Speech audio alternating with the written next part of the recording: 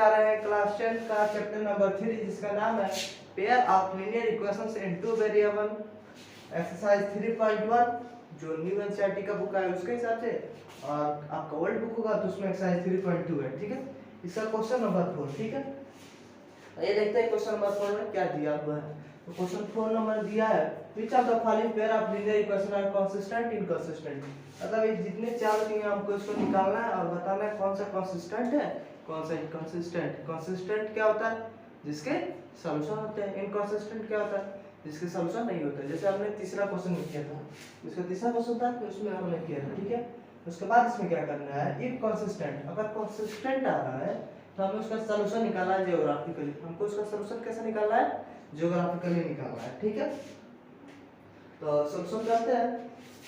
सबसे पहले जो भी दिया है इस सबको हम कंपेयर करेंगे एक इक्वेशन से। किस इक्वेशन से? a1x plus b1y plus c1 equals to 0 और a2x plus b2y plus c2 equals to 0। ठीक है, दिया है, इसे सबको कंपेयर करना है। ये जितने इक्वेशन है सबको कंपेयर करना है। ठीक है, तो सबसे पहले हम पहले वाला कर रहे हैं, तो पहले वाला कंपेयर कर रहे हैं। ठीक है, तो देखिए a1x, तो x के बगल में क्या है 1, यहाँ से a इक्वल टू क्या आ गया 1, a इक्वल टू क्या आ गया 1, a1 कितना आ गया 1, अब ऐसे b1 क्या आ गया, b1 आ गया b1। ठीक है, b1 भी क्या आ गया 1 आ गया, और यहाँ से c1 इक्वल टू क्या आ गया, देखिए ये इक्वेशन जो दिया हुआ है उसको हम ऐसे लिख लेते हैं। कैसे लिख लेते हैं?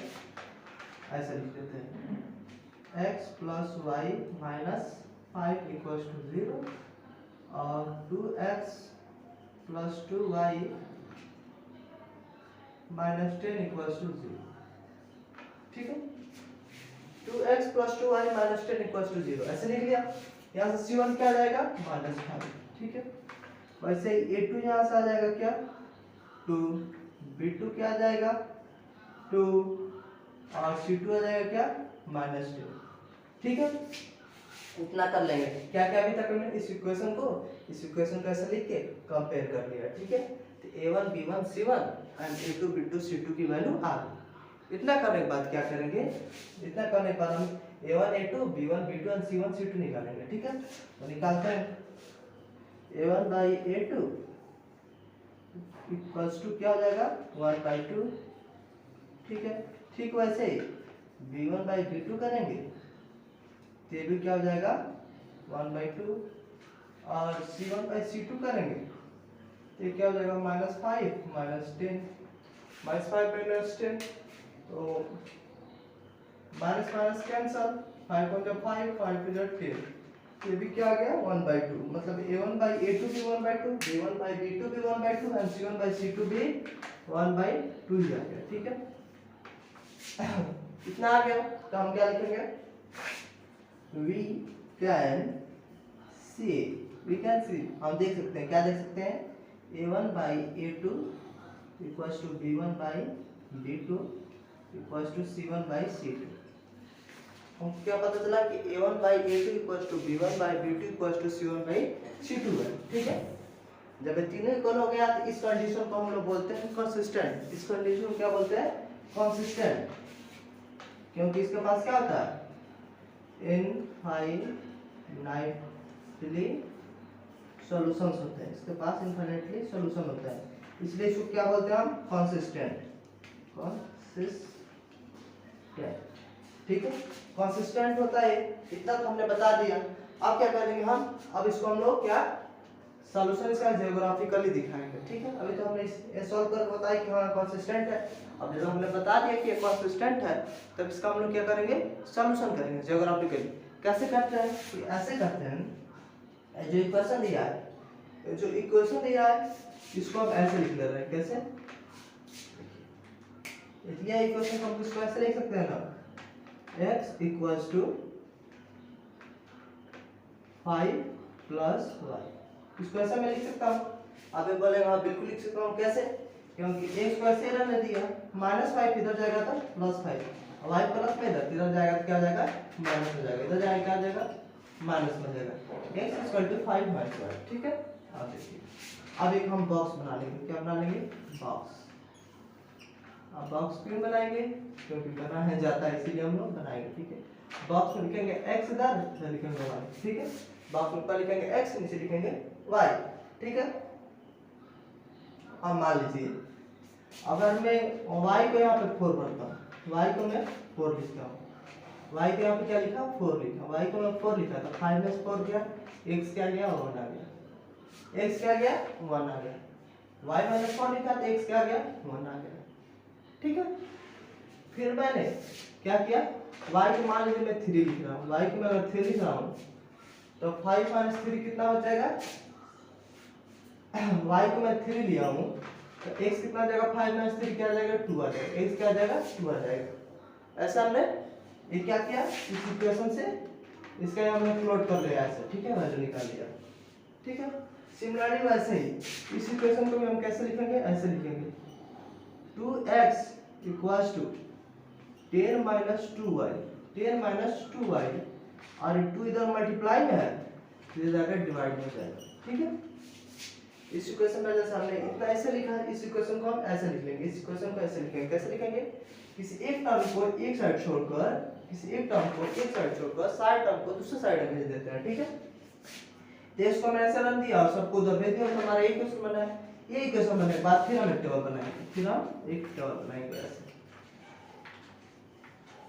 फिर इसमें x रखेंगे और y रखेंगे, ठीक है। ऐसे x y बना लेंगे, ठीक है। हाँ, इतना करने के बाद फिर हम इसमें y की वैल्यू रखते हैं, मान लीजिए फिर y की वैल्यू हमने क्या रखा, 4 रखा, y की वैल्यू 4 रखेंगे तो क्या हो जाएगा, x = 10 - 2 × 4/2, 2 2 जा 4, 4 2 जा 8, 8 10 में से 8 गया 2, x = क्या आ जाएगा, 2/2, यानी x = क्या आ गया, 1 आ गया, ठीक है। x = क्या आ गया, 1 आ गया। फिर अगर हमने यहाँ पे y के जगह पर 3 रखा तो 3 2 जा 6, 10 में से 6 गया, 10 में 6 क्या हो गया, 4/2 हो जाएगा, क्या हो जाएगा, 4/2, तो इसका क्या हो जाएगा, 2 हो जाएगा, इसमें क्या आ जाएगा, 2 आ जाएगा, ठीक है। तो ऐसे इसका हम इधर ग्राफ ड्रा कर लिया, इसका हमने इधर ग्राफ ड्रा कर लिया, ठीक है। अब इसके बाद हम इसका ग्राफ बनाएंगे खींचकर, ठीक है। इसके बाद इसका क्या बनाएंगे, हम ग्राफ बनाएंगे खींच के। फिर मैं आपको बताऊंगा इसके इनफाइनाइटली मेनी सॉल्यूशन आते हैं कि नहीं, ये कंसिस्टेंट है कि नहीं है, कैसे किया हम लोग अभी तक, यहाँ तक कैसे किया हमने दो इक्वेशन लिए हैं, मतलब ये इसका जनरल फॉर्म है। इस चैप्टर का आप कोई भी क्वेश्चन करेंगे तो इक्वेशन आपको लिखना ही पड़ेगा, ठीक है। इक्वेशन लिखने के बाद हम इससे कंपेयर किए हैं, इसको इसी फॉर्म में लिख के कंपेयर किए हैं, तो a1 b1 c1 a2 b2 c2 की वैल्यू निकाले। उसके बाद हम क्या किए, a1/a2 b1/b2 c2/c2 जब किए हैं तो देखे हैं तीनों के तीनों इक्वल आ रहा है। जब तीनों के तीनों इक्वल आए तो हमको पता चला है कि इसके तो इनफिनिटली मेनी सॉल्यूशन हो गए, और जब इसके इनफिनिटली मेनी सॉल्यूशंस हो गए इसका मतलब है कंसिस्टेंट होगा, और जब ये कंसिस्टेंट हो गया तब हमको बताना है कि अगर ये कंसिस्टेंट हो जाए तो हम इसका सॉल्यूशन ग्राफिकली निकालना है। तो इस ग्राफिकली हम सॉल्यूशन इसका निकाल रहे हैं। ग्राफिकली सॉल्यूशन निकालने के लिए हमें क्या करना पड़ता है, हमें करना पड़ता है ग्राफ बनाने पड़ते हैं। हमें क्या बनाना पड़ते हैं, ग्राफ बनाने पड़ते हैं। इक्वेशन कैसे लिख के हमने दो वैल्यू निकाल दिया x y का, अब ग्राफ बनाएंगे। आप अगर नोट करना चाहते हैं इतना तो नोट कर लीजिए, फिर आगे हम बताएंगे।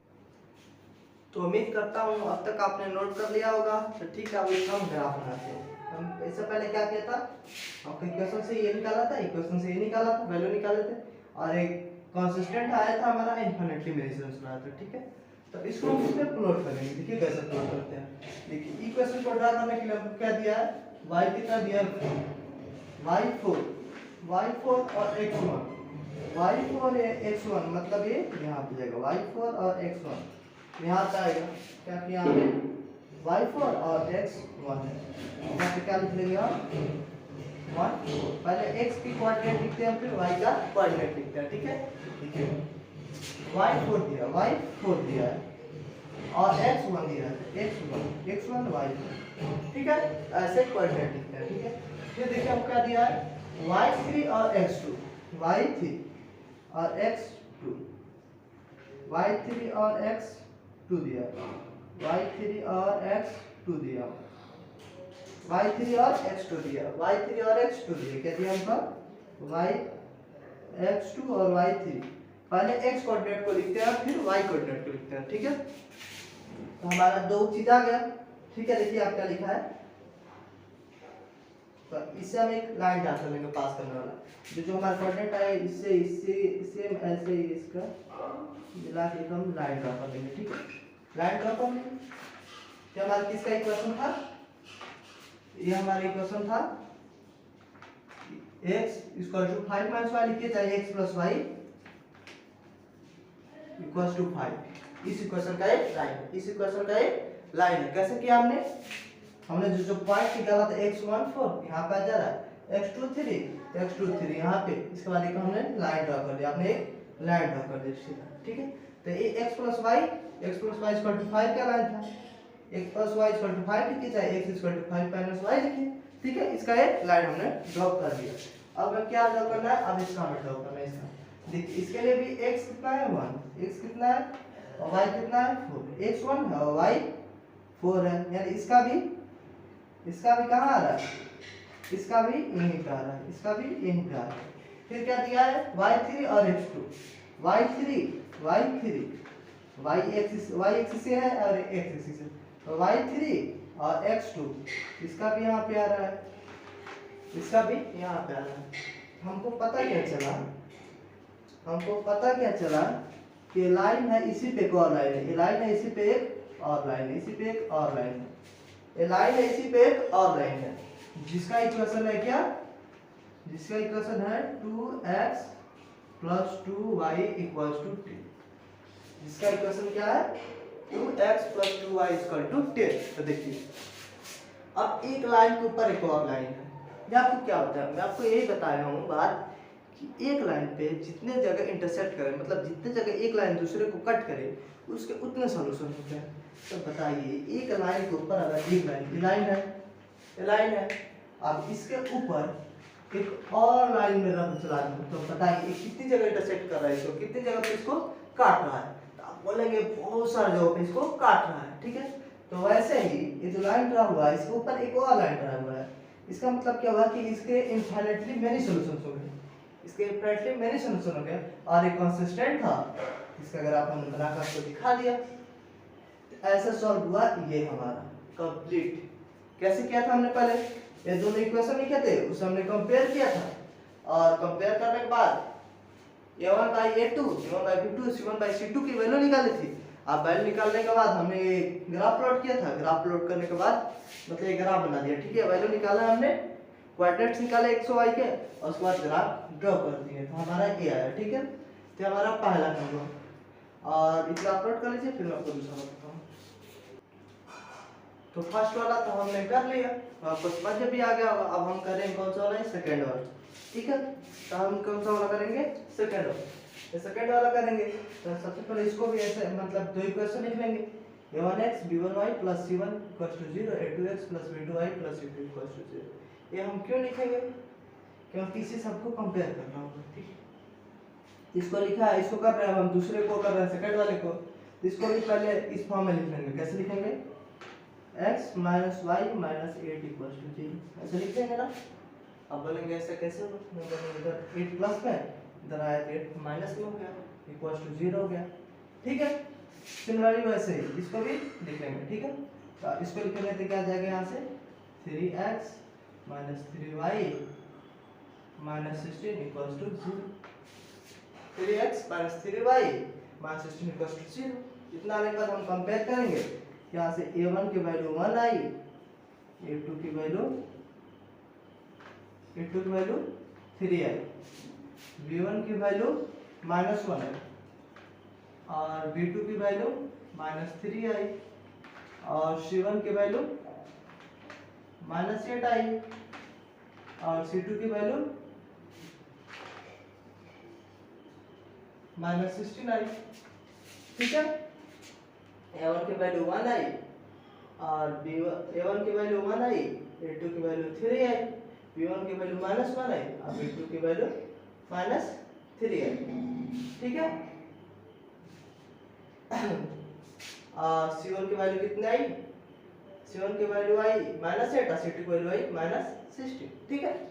इतना करने के बाद हम क्या चेक करेंगे, अब हम निकालेंगे a1 by a2। a1 by a2 equal to, देखिए क्या है, a1 कितना दिया है 1, a2 कितना दिया है 3, तो 1/3 आ गया। a1 बाई a2 क्या आ गया 1/3, a1 बाई a2 कितना आ गया 1/3। ठीक है, अब निकालेंगे हम b1 बाई b2, तो b1 बाई b2 देखिए कितना आ गया, b1 कितना दिया है -1 और b2 कितना है -3, minus minus cancel, minus minus cancel, minus minus cancel, minus minus cancel हो गया, ये भी कितना आ गया 1/3, आ गया 1/3, a1 बाई a2 भी 1/3, b1 बाई b2 भी 1/3। अब निकालेंगे हम c1 बाई c2, अब क्या निकालेंगे हम c1 बाई c2, और c1 बाई c2 निकालेंगे तो c1 हमारा दिया है कितना -8 और c2 है -16, माइनस से माइनस कट गया, 8 हो जाए 8, 8 टू 16, तो कितना आ गया 1/2 आया। अब देखिए यहाँ पर हमारा क्या है, a1 by a2 1/3, b1 by b2 1/3, लेकिन c1 बाई c2 जो था वो 1/2 आया, 1/2 आया, a1 बाई a2 1/3 आया, b1 बाई b2 1/3 आया, लेकिन c1 बाई c2 कितना आया 1/2 आया। हम इसे we can see clearly, हम देख सकते हैं साफ साफ, क्या देख सकते हैं, a1 by a2 equals to b1 by b2 but not equals to c1 by c2। a1 by a2 equals to b1 by b2 है, लेकिन c1 बाई c2 इसके इक्वल नहीं है। इस कंडीशन को हम बोलते हैं इनकंसिस्टेंट, इस कंडीशन को हम बोलते हैं इनकंसिस्टेंट। अनकंसिस्टेंट होता है उसका मतलब इसमें नो सॉल्यूशंस होते हैं, क्या होता है नो सॉल्यूशन, इसमें सॉल्यूशन एक भी नहीं आता है। ठीक है, क्यों नहीं आता है, क्योंकि पैरेलल लाइन होती है, इसमें पैरेलल लाइंस।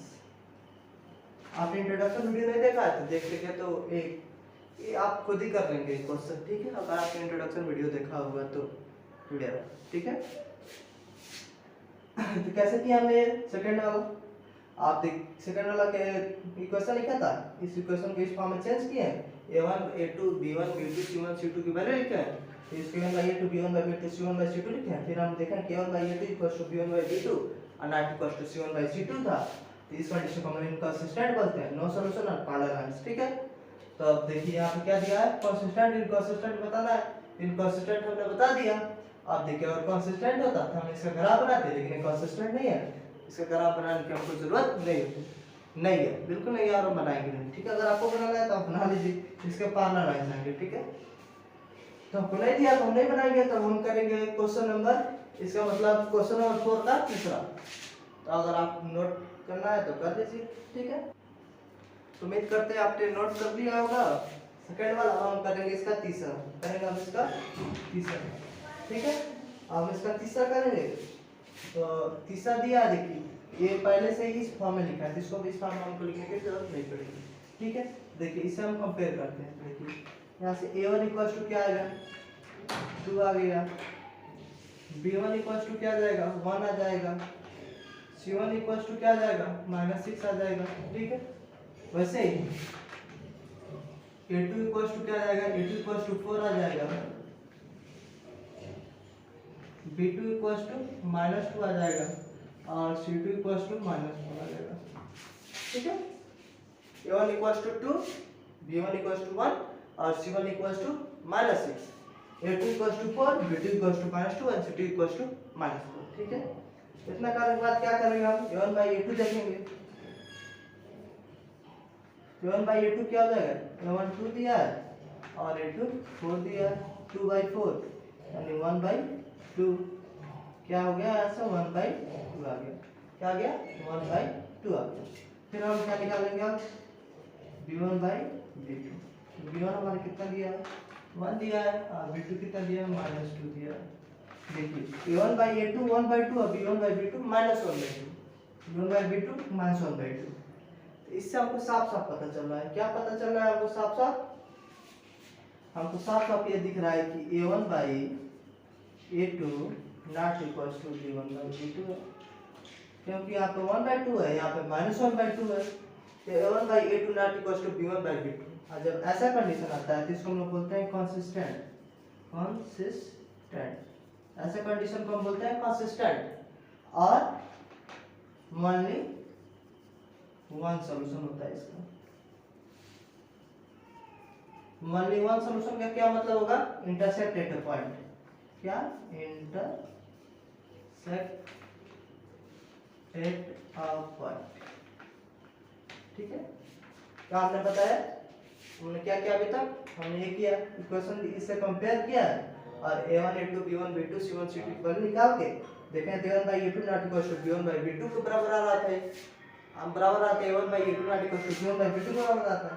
ऐसे कंडीशन को हम कंसिस्टेंट मानते हैं और इसके पास एक सॉल्यूशन होता है। इसके पास एक सॉल्यूशन होता है मतलब है इंटरसेक्ट एट अ पॉइंट, यानी ये सिर्फ एक दूसरे को एक जगह पर कट करता है। ठीक है, एक जगह पे कट करता है।